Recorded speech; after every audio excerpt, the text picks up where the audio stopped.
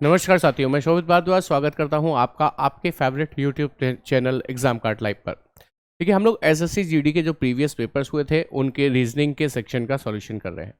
आज हमारे सामने जो पेपर है ये हुआ था 2 फरवरी 2023 में और इसका पहला प्रश्न आज आपके सामने मैं रखने जा रहा हूँ। That is from the series श्रृंखला से है ये क्वेश्चन, और ये भी श्रृंखला जो है वो लेटर्स की है और बहुत ही आसान होती है यदि आपको ABCD के नंबर्स याद हैं, अपोजिट याद हैं तो। देखिए, यहाँ से क्योंकि जल्दी क्वेश्चन मार्क आ गया इसलिए आप कोशिश कीजिए यहाँ से समझने की। L+1 M, M+1 N+1 हो रहा है तो जरूर J+1 K हुआ होगा, तो K से शुरू होने वाले सभी विकल्प हैं। ठीक है, अगला सेकंड लेटर L में 2 जोड़ेंगे N, N में 2 जोड़ेंगे O, नहीं +1 होगा, है ना। पहले 2, अरे अच्छा मैं एक स्टेप आगे चला गया। L+1 M, M+1 N, N+1 O+1 P, तो जरूर L+1 M हुआ होगा। तो KM से शुरू होने वाले ऑप्शंस चाहिए मुझे, जो कि सिर्फ एक ही है और कोई भी नहीं है। चौथा विकल्प बिल्कुल सही जवाब बन जाता है। ठीक है, तो देखो स्मार्टनेस यही है, यही तरीका है कि आप एलिमिनेशन के जरिए निकाल दें। क्या जरूरत है आपको सारे थोड़ी चेक करने हैं। सभी सेब केले हैं। क्वेश्चन कहता है सभी सेब क्या हैं? केले हैं। मैंने सभी सेब को बना दिया केले। सभी सेब केले हैं।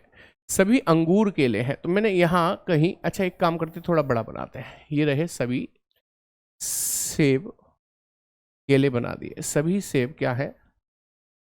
केले हैं। ये लीजिए केले बना दिए। तो कह रहा है सभी अंगूर केले हैं। सभी अंगूर को हमने रख दिया किसके अंदर? केले के अंदर रख दिया। सभी केले आलू बुखारे हैं, तो सभी केलों को अंदर रख देते हैं किसके? आलू बुखारे। आलू बुखारे। अब निष्कर्ष में आए तो क्या कहता है कि सभी सेब आलू बुखारे हैं। जी हाँ बिल्कुल है, उसी के अंदर आ रहे हैं, सही है। सभी अंगूर आलू बुखारे हैं। जी हाँ बिल्कुल उसी के अंदर आ रहे हैं, सही है। कुछ अंगूर केले हैं, कुछ अंगूर केले हैं। आप कहोगे नहीं सर सभी हैं। अरे तो सभी हैं तो सब तो होंगे ही, सॉरी कुछ तो होंगे ही। जब सभी अंगूर केले हैं तो कुछ कहाँ रह जाएंगे? कुछ अंगूर भी केले होंगे। वो भी सही है, तीनों सही हैं। और तीनों सही है के केस में आंसर क्या लगाएंगे? सभी निष्कर्ष अनुसरण करते हैं। उम्मीद करता हूँ ये बात आपको समझ में आ गई होगी। आइए क्वेश्चन नंबर 3 की तरफ। आइए क्वेश्चन नंबर 3 में क्या कहता है देखिएगा जरा। क्वेश्चन नंबर 3 डिक्शनरी के ऑर्डर में अरेंज करने को कहा जा रहा है इन शब्दों को। तो देखिएगा कैसे अरेंज करते हैं। मैं आपको कई बार बता चुका हूं कि आप जो कॉमन लेटर देखते हैं उनको काटकर साइड कर दीजिए। इसके बाद ये E5 पर, A1 पर, E5 पर, O15 पर, E5 पर। छोटा कौन है कि सर 1 है, तो ये पहला नंबर हो गया। अब कौन है कि सर 5, लेकिन 5 इसमें भी है, 5 इसमें भी है, 5 इसमें भी है। आगे बढ़िए, ये E है, ये इसके बाद E है, ये A है, तो छोटा तो A हो गया, दूसरा नंबर। तीसरा चौथा इनमें से निकलेगा E कॉमन। N और T में छोटा कौन है? N है, ये तीसरा, ये चौथा, जो बच गया वो पांचवा। पहले नंबर पे 2 लगाया, दूसरे पर 5 लगाया, तीसरे पर 1 लगाया, चौथे पर 3 लगाया, पांचवे पर 4 लगाया। 25 134 आपका सही विकल्प बन जाता है, जो कि तीसरे ही विकल्प में दिया गया है। उम्मीद है बात समझ में आ गई होगी आपको। कमेंट करते रहिए, बताते रहिए क्या चीजें समझ में आ रही है कि नहीं आ रही है। नेक्स्ट क्वेश्चन की तरफ मूव कर रहे हैं, दैट इज इक्वेशन बेस्ड।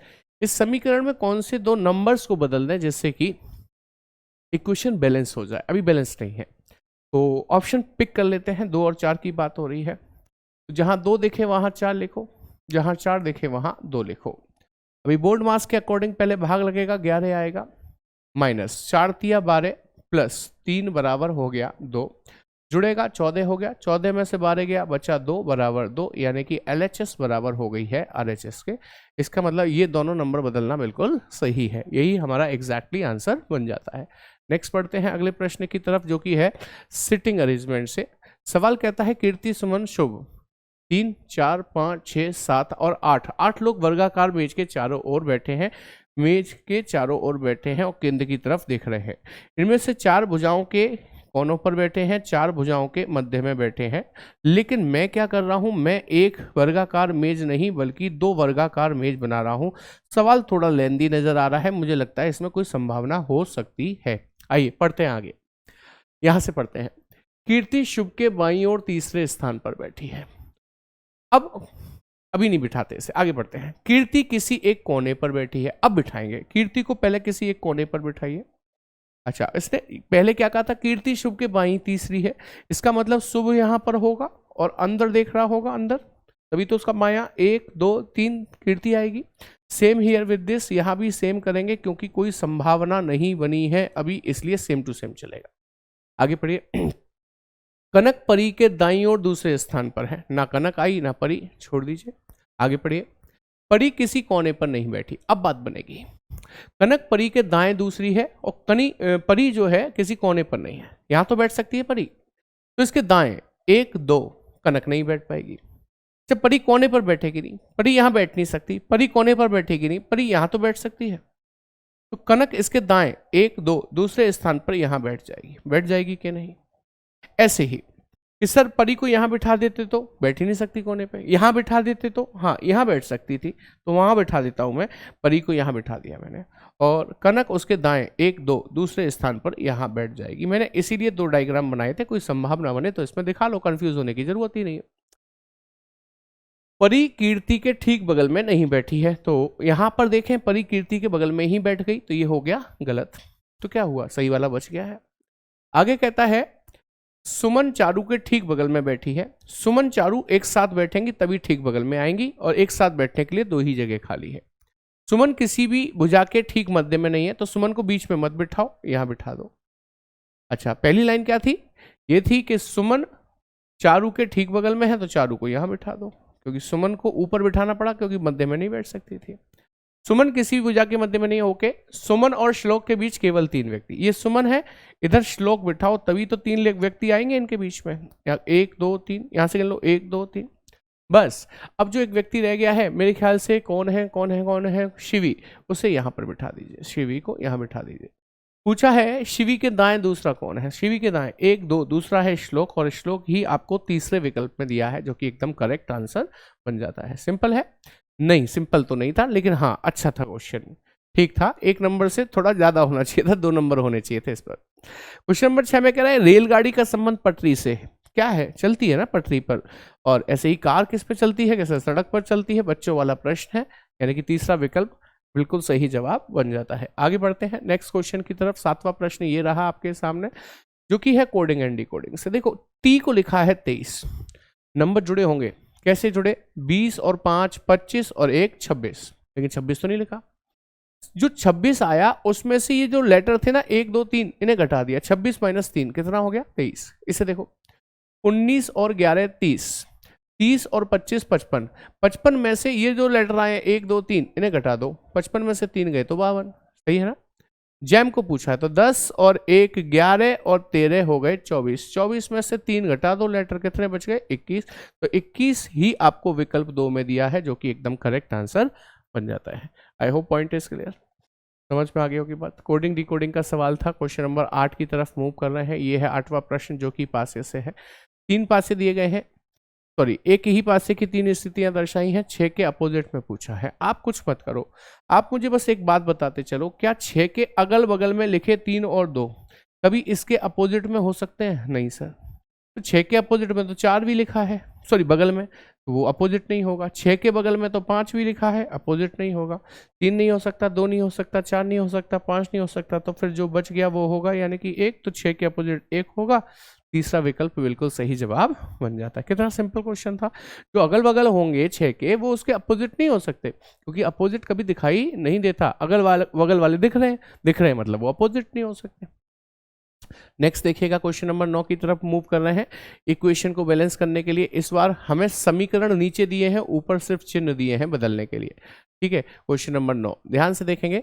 और अच्छी बात यह है, पेपर में तो हमें ये सब चेक करने पड़ते हैं, यहाँ पर हमें ऑप्शन आंसर मिला हुआ है, डायरेक्ट वैल्यू को पुट कर देंगे और काम बन जाएगा अपना। तो क्यों भाई, सही बात है ना, डायरेक्ट वैल्यू पुट करके काम बन जाएगा। देखिएगा जरा, हाँ जी, तो इसमें पुट करेंगे। यदि प्लस का अर्थ माइनस है तो यहाँ माइनस कर दीजिए, है ना। माइनस का अर्थ इनटू है तो इनटू कर दीजिए, इनटू का अर्थ डिवाइड है, और डिवाइड का अर्थ प्लस है तो प्लस कर दीजिए। अब बोर्ड मास लगाइए। सबसे पहले 6 छिंग 36, 6 बार कट गया, 6 तिया 18 हो गया।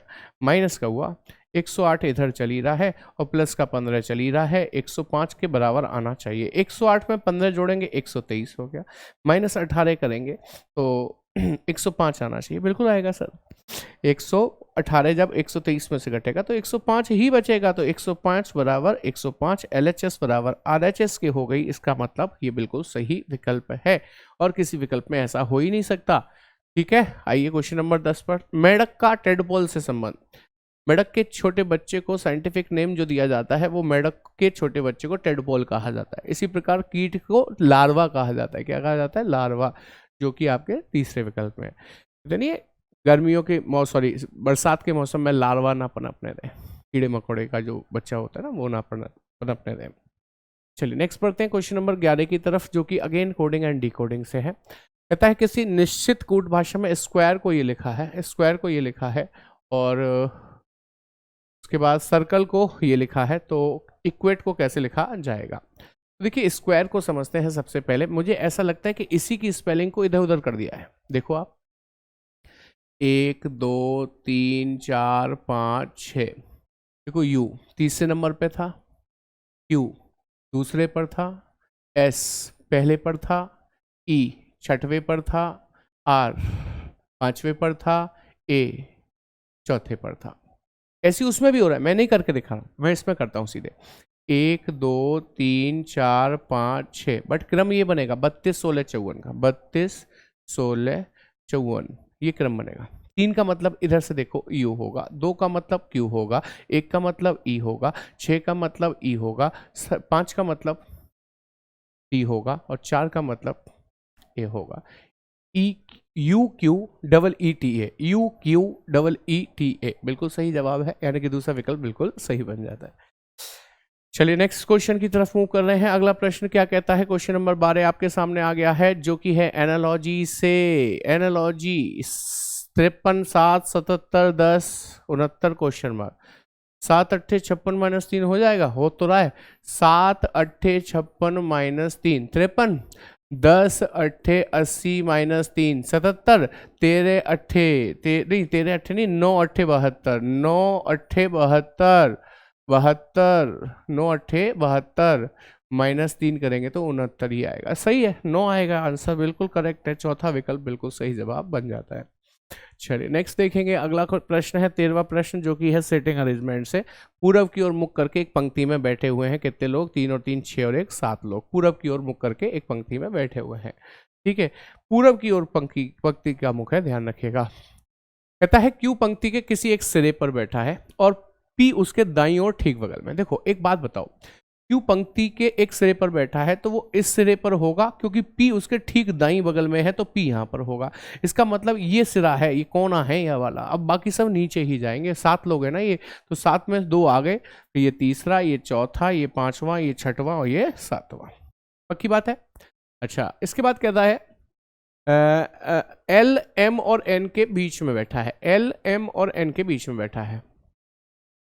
ओ एन के, अच्छा वो तो लाइन रही गई है। ओ एन के दाईं ओर ठीक बगल में, ओ एन के दाईं ओर ठीक बगल में, एल एम और एन के ठीक बीच में।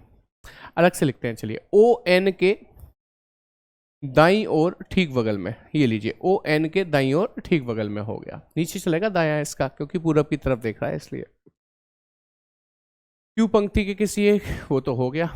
एल एम और एन के ठीक बीच में, जैसे ये एन है ना, ये एल हो जाए और ये एम हो जाए, तो एल एम और एन के ठीक बीच में आ जाएगा। अब ये 4 लोग हो गए, तो क्या मैं 4 लोग 1 2 3 4 यहाँ सेट कर सकता हूँ? करूंगा, लेकिन लास्ट में कुछ और पूछा ना, पंक्ति के दाएं सिरे पर कौन है। चलो ठीक है, कर देते हैं। ये हो गया एम एल एन, ये हो गया ओ। ठीक है, अब जो बचा वो कौन है? वो है आर, तो आर को यहाँ पर बैठना होगा। क्या पूछा है? पूछा ये है पंक्ति के दाएं सिरे पर कौन बैठा है। हाँ, तो अभी तो बैठा है हमने, आर बैठा है। आर ही हमारा विकल्प भी सही है, यानी कि दूसरा विकल्प बिल्कुल सही जवाब बन जाता है। राइट, करेक्ट है। चलिए बढ़ते हैं आगे। क्वेश्चन नंबर 14 में एक श्रृंखला है, सीरीज है। नोटिस करिए, 400 से 410 हुआ तो 10 का इंक्रीमेंट है। 410 से 25 हुआ तो 15 का इंक्रीमेंट है। 25 से 50 हुआ तो 25 का ही इंक्रीमेंट है। फिर 90 हुआ तो 40 का इंक्रीमेंट है, 40 का इंक्रीमेंट है। आगे कितने का होगा ये जान लें। कैसे पता चलेगा? सर 5 का, सर 10 का, सर 15 का, आगे लेंगे 20 का, 20 और 40 60 होगा, 60 आके 490 में जुड़ेगा, 550 बनेगा, यानी कि विकल्प तीसरा बिल्कुल सही जवाब बन जाता है। समझ में आ गई होगी बात। डिफरेंस करिए, देखो सीरीज में ना ये बहुत एक अच्छा तरीका है, डिफरेंस करके काफ़ी समस्याओं का समाधान हो जाता है। आते हैं क्वेश्चन नंबर 15 की तरफ। क्या है, आकृति दी है, कह रहा है उस विकल्प आकृति का चयन कीजिए जो दी गई आकृति में अंतर्निहित है, और पहला ही ऑप्शन दिखाई भी दे रहा है हमको कि ये बताया जा रहा है इसके अंदर निहित है। बस मैं आपको पेन चला के दिखा दूं तो आप मान जाएंगे कि हाँ अंतर्निहित है। तो देखिएगा भाई, ये लाइन ऐसे ले जाइए, ये लाइन आप ऐसे ले जाइए, ये लाइन यहाँ तक अभी फिलहाल ऐसे ले जाइए, फिर इसको यहाँ से ऐसे ले जाएंगे, है ना, उसके बाद ऐसे ले जाएंगे और फिर ऐसे ले जाएंगे। अच्छा, और क्या कमी है कि सर ये भी चाहिए तो ये मिल ही रहा है, सर ये भी चाहिए तो ये भी मिल रहा है, ये भी चाहिए ये मिल रहा है, सब कुछ मिल रहा है क्या नहीं मिल रहा? बिल्कुल। तो पहला विकल्प ही इसके अंदर निहित है, करेक्ट आंसर बन जाता है, करेक्ट आंसर बन जाता है। 15वां प्रश्न देखेंगे, सॉरी 16वां प्रश्न देखेंगे। अब 16वां प्रश्न है ब्लड रिलेशन से। 16वां प्रश्न है ब्लड रिलेशन से, कहता है पी एंड क्यू का अर्थ है पी क्यू की बहन है, P% Q का अर्थ है P Q का भाई है।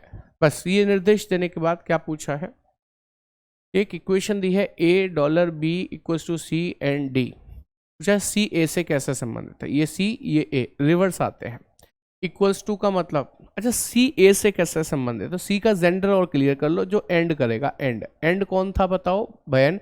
बहन मतलब C फीमेल हो गई, इस बात का ध्यान रखिएगा, फीमेल महिला। अच्छा, C के बाद है =, का मतलब है पिता। पिता के बाद डॉलर का मतलब है माता। मेरे पिता की माता मेरी हो गई दादी, ये दादी है तो सी उनकी कौन लगेगी, पोती लगेगी, क्योंकि जेंडर तो क्लियर कर ही लिया था। पोती आपको चौथे विकल्प में दिया है, आप चाहें तो इसकी फैमिली ट्री बनाकर भी निकाल सकते हैं, मैं आपको शॉर्ट में बता रहा हूँ, डायरेक्टली ऐसे करके प्रश्न का आंसर निकाला जा सकता है। 17th क्वेश्चन में एक श्रृंखला है, सीरीज है, आपको बताना है क्वेश्चन मार्क की जगह पर क्या आएगा। तो आप नोटिस करिए कि यहाँ पर क्या है, पहले बॉक्स का संबंध तीसरे से है, तीसरे का आएगा किससे, पहले का तीसरे, तीसरे का आएगा पांचवे से, इससे आएगा, इसका इससे, इसका इससे आएगा।